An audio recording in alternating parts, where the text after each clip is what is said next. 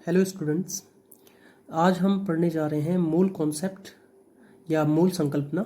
ये एक बहुत ही इम्पोर्टेंट टॉपिक है और इससे हम बहुत छोटी छोटी गणनाएं कर सकते हैं। जैसे अगर हमारे पास क्वेश्चन आए कि 3 ग्राम जल की एक बूंद है, उसमें अणुओं की संख्या कितनी होगी। ठीक है, तो ये नॉर्मली कहना बहुत डिफिकल्ट है कि कितना होगा, लेकिन जब हम मूल कॉन्सेप्ट पढ़ लेते हैं तो हम इसको आसानी से कैलकुलेट कर सकते हैं। इसी प्रकार के कुछ अदर क्वेश्चन है, जैसे कि 7 ग्राम लोहे की कोई छड़ है या 7 ग्राम का लोहे की कोई कील है, तो उसमें परमाणुओं की संख्या की गणना करना। ठीक है, और 4 ग्राम मीथेन में मोलों की संख्या की गणना करना, या 22 ग्राम CO2 का आयतन बताना कि कितना लीटर उसमें होगा। तो ये सारी की सारी गणनाएं हम किसके अंतर्गत करते हैं, मोल कॉन्सेप्ट के अंतर्गत करते हैं। तो सबसे पहले जानते हैं कि एक मोल है क्या, व्हाट इज मोल। मोल की बात करें तो ये पदार्थ की वह मात्रा होती है जिसमें 6.022 इंटू 10⁻23 पार्टिकल्स या कण होते हैं। ठीक है, it is the quantity of matter. पदार्थ की वह मात्रा है जिसमें 6.022 गुणा गया 10⁻23 कण होते हैं, और इसको हम आवोगाद्रो संख्या भी कहते हैं, और आवोगाद्रो संख्या को प्रदर्शित करते हैं Na से। ठीक है, Na से इसको रिप्रेजेंट किया जाता है। अब ये होता क्या है, इसमें हम आगे इसको देखते हैं कि एक मोल जो होता है, जैसे हम बात करते हैं कि एक दर्जन में 12 केले होते हैं, उसी प्रकार से एक मोल वो क्वांटिटी है जिसमें कणों की संख्या कितनी होती है, 6.022 गुणा गया 10⁻23 कण इसमें होते हैं। और कण क्या हो सकते हैं, परमाणु हो सकते हैं, अणु हो सकते हैं, या आयन हो सकते हैं। ठीक है, तो एक मोल में कणों की संख्या कितनी होती है, 6.022 गुणा गया 10⁻23 होती है, जिसको हम आवोगाद्रो संख्या कहते हैं। आवोगाद्रो संख्या को Na से प्रेजेंट करते हैं। ठीक है, इसके बाद साथ ही साथ एक मोल जो होता है ग्राम परमाणु द्रव्यमान और ग्राम आणविक द्रव्यमान के भी बराबर होता है। ठीक है, कहने का मतलब ये, जैसे कार्बन की हम बात करें तो कार्बन का ग्राम परमाणु द्रव्यमान कितना है, 12 ग्राम है। ठीक है, तो 12 ग्राम कार्बन में एक मोल भी होंगे और 12 ग्राम कार्बन में 6.022 गुणा गया 10⁻23 कण भी होंगे। ग्राम आणविक द्रव्यमान क्यों लिखा है, आणविक द्रव्यमान अणु के लिए है।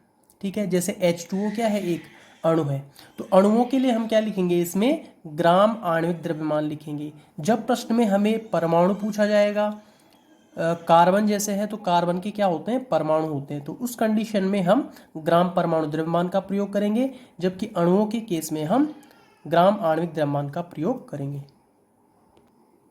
अब यहाँ पे हम डिफरेंस देखते हैं कि what is the difference between 12U and 12 grams. ठीक है, यानी कि 12U और 12 ग्राम में क्या अंतर है। अभी हम पढ़ चुके हैं कि U एटॉमिक मास यूनिट के लिए प्रयोग में लाया जाता है, परमाणु संहति मात्रक होता है उसके लिए प्रयोग में लाया जाता है, लेकिन इनमें क्या अंतर है। अगर हम कहें कि 12U कार्बन और 12 ग्राम कार्बन, तो दोनों में क्या डिफरेंस है। 12U का मतलब है कार्बन के एक परमाणु का द्रव्यमान, इसमें एक परमाणु होगा केवल, लेकिन 12 ग्राम अगर हम कार्बन की बात करें तो 12 ग्राम कार्बन में 6.022 गुणा गया 10⁻23 कण होते हैं। ठीक है, तो ये डिफरेंस है। तो यहाँ पे जो ग्राम परमाणु द्रव्यमान लिया गया है, इसमें भी कणों की संख्या कितनी होगी, 6.022 गुणा गया 10⁻23 कण होंगे। ठीक है, यहाँ पे एक और इम्पॉर्टेंट चीज जो आ रही है वो ये है कि 1 मोल जो होता है 22.4 लीटर गैस का आयतन होता है, यानी कि एक मोल में जो किसी गैस का, ये ध्यान रखना कि केवल गैस के लिए ही एप्लीकेबल है, किसी गैस का आयतन एक मोल में कितना होगा, 22.4 लीटर होगा। एनटीपी पर, एनटीपी मतलब normal temperature and pressure. Normal temperature क्या होता है, रूम टेम्परेचर। ठीक है, और प्रेशर क्या है, एक वायुमंडलीय दाब। ठीक है, एसटीपी बोला जाता है स्टैंडर्ड टेम्परेचर और प्रेशर।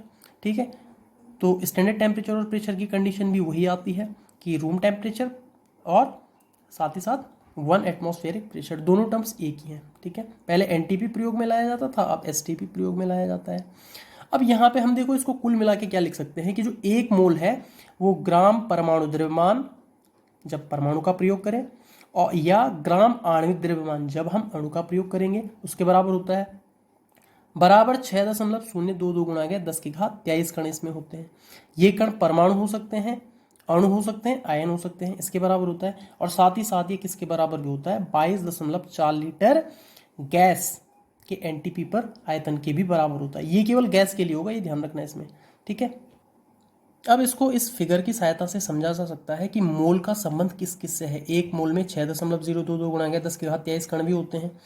एक मोल जो है ग्राम आणविक द्रव्यमान या ग्राम परमाणु द्रव्यमान की भी बराबर होता है, और एक मोल एनटीपी पर गैस के 22.4 लीटर आयतन के भी बराबर होता है।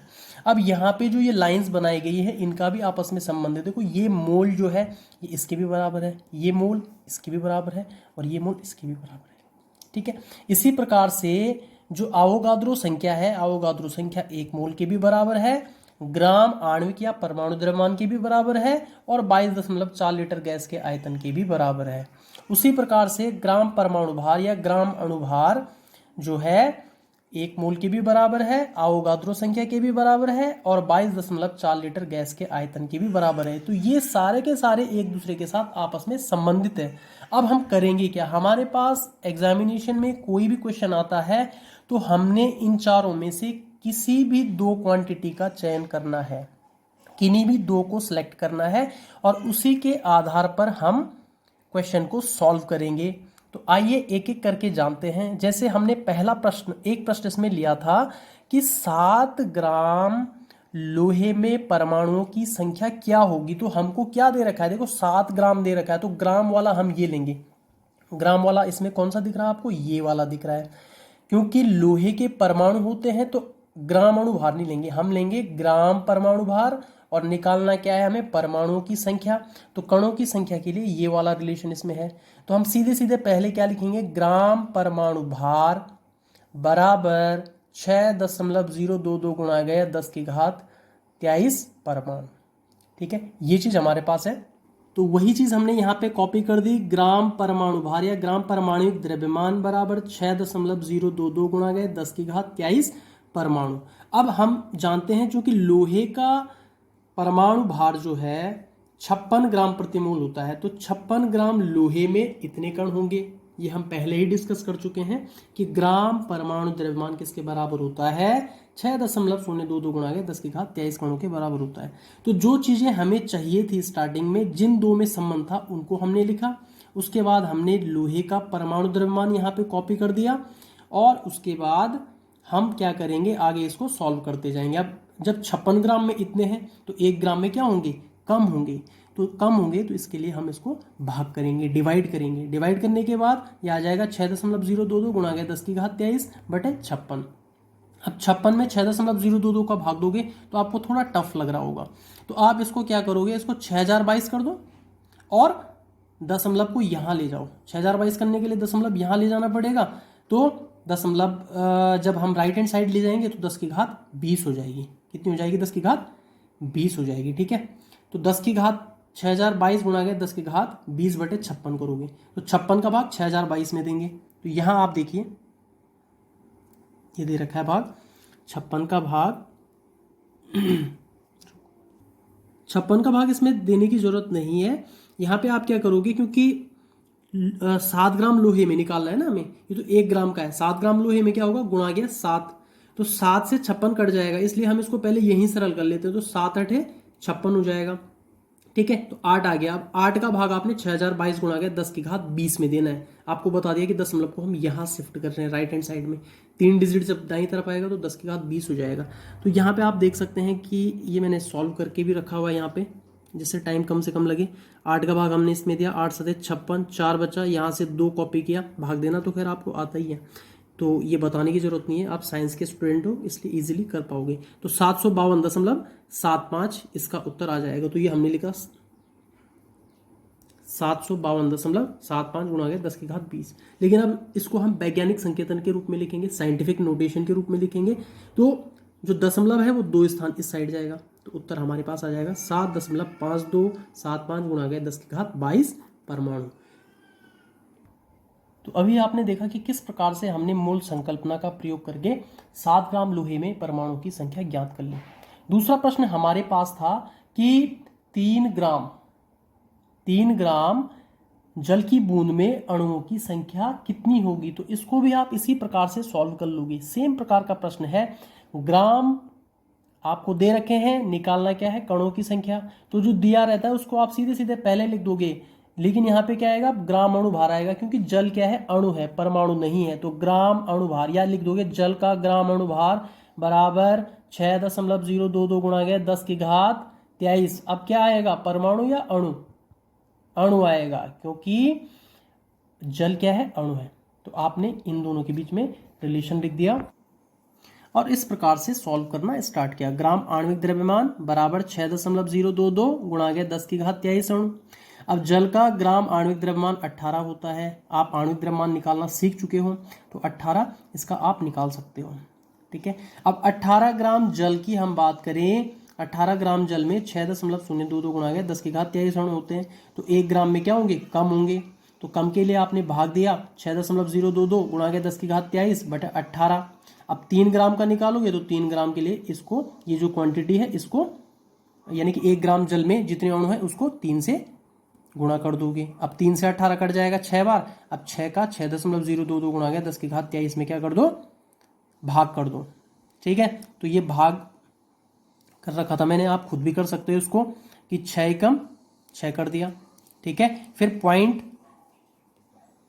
और उसके बाद यहाँ पे 0 है तो 0 में जाएगा नहीं, 2 भी हमने लिया तो भी जाएगा नहीं, फिर दूसरा 2 भी हमने लिया तब जाएगा, यानी कि 6 का भाग 22 में जाएगा। उससे पहले हमें 2 0 लगाने पड़ेंगे, क्योंकि हमने इतनी क्वांटिटी यहाँ पे बढ़ा दी। 1 दशमलव बढ़ाया, फिर 0 लिया, फिर 2 लिया, फिर दूसरा 2 लिया, तो 2 0 और 1 दशमलव यहाँ बढ़ जाएंगे। तो 6 3 18, तो दशमलव के बाद 3 अंक तक हमने इसको कैलकुलेट कर लिया है, इतना सफिशियंट है। तो यह आ जाएगा 1.003 गुणा गया 10⁻23 अणु।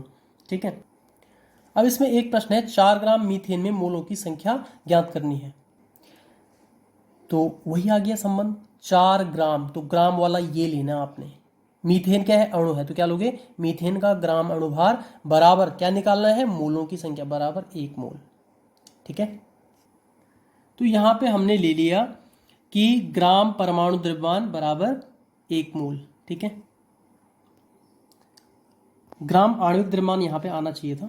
ठीक है, क्योंकि मीथेन क्या है, अणु है, बराबर 1 मोल हो जाएगा। तो आपको पता होना चाहिए कि मीथेन का आणविक द्रव्यमान कितना होगा, या आप इसको कैलकुलेट करके भी निकाल सकते हो। तो 16 ग्राम मीथेन में 1 मोल होंगे। अब 1 ग्राम मीथेन का जब हम निकालेंगे तो 1 ग्राम मीथेन में क्या हो जाएगा, 1/16 मोल हो जाएंगे, क्योंकि कम होगा। अब 4 का निकालेंगे तो 4 ग्राम मीथेन में मोलों की संख्या हो जाएगी 4/16, या ये कट जाएगा 1/4, और 1/4 को आप डेसिमल में बदलोगे तो 0.25 मोल। अब इसी क्वेश्चन को हम फॉर्मूले की सहायता से भी कर सकते हैं। और देखो, मोलों की संख्या, जब आपको किसी क्वांटिटी का, किसी पदार्थ का द्रव्यमान आपको दे रखा है और आपको मोलों की संख्या ज्ञात करनी है, तो सीधा सीधा उसके लिए फॉर्मूला है कि मोलों की संख्या बराबर गिवन मास, यानी कि दिया हुआ द्रव्यमान बटे मोलर द्रव्यमान। ठीक है, और इसको हम क्या लिखते हैं, स्मॉल n, यानी कि मोलों की संख्या बराबर स्मॉल m, यानी कि given mass upon molar mass, molar द्रव्यमान आ जाएगा ये। ठीक है, तो इस प्रकार से भी कर सकते हो। जैसे मीथेन का 4 ग्राम में हमको निकालना है, तो मीथेन की गिवन क्वांटिटी क्या हो जाएगी, 4 ग्राम, और निकालना जो मोलर द्रव्यमान है वो क्या है, 16 ग्राम है। तो 4/16 यानी कि 1/4 बराबर 0.25। तो ये वाला सूत्र आप विशेष रूप से याद रखें। ठीक है, जिन बच्चों को कैलकुलेशन में ज़्यादा दिक्कत आ रही है तो वो सूत्र की सहायता से इसको आसानी से कर सकते हैं। अब अंतिम प्रश्न इसमें रह गया है कि 22 ग्राम CO2 का आयतन NTP पर क्या होगा। क्वेश्चन में हमें ग्राम दे रखा है 22 ग्राम, तो यानी कि कौन सा रिलेशन लेंगे, ये वाला, ग्राम अणुभार, क्योंकि CO2 क्या है, अणु है, इसलिए अणुभार। अगर परमाणु होता तो क्या लेते हैं, ग्राम परमाणु भार लेते हैं। परमाणु भार होता है एक परमाणु का भार, और अणुभार होता है अणु का भार। ठीक है, तो यहाँ पे ये ध्यान देने वाली चीज है कि ग्राम अणुभार लेंगे हम इस पे, और दूसरा संबंध किसके साथ होगा, आयतन के साथ है। तो ग्राम अणुभार बराबर क्या लेंगे, NTP पर गैस का आयतन 22.4 लीटर।